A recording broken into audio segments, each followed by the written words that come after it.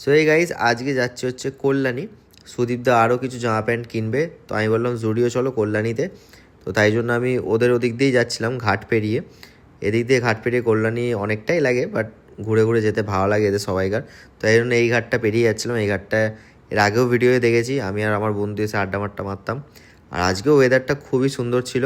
তারপর সুরজ মহিলারা চলে আসে।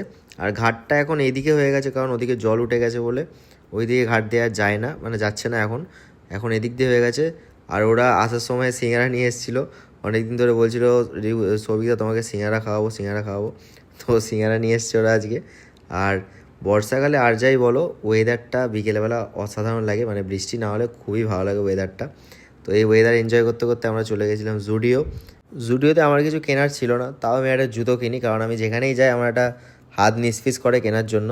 তো যাই হোক, আমি একটা জুতো কিনলাম। তারপর সুদীপদা একটা ট্রাউজার আর একটা জামা নিয়েছে, কারণ সুদীপদা এখন বিরাট অকেশন চলছে। তো বিলিং করতে ওরা চলে গেছিলো আর আমি এখানে পোস্ট দিচ্ছিলাম। আর ফেরার সময় আমরা ত্রিবেণী হয়ে ফিরেছিলাম, কারণ আজকেও আমরা ট্রলার পাইনি।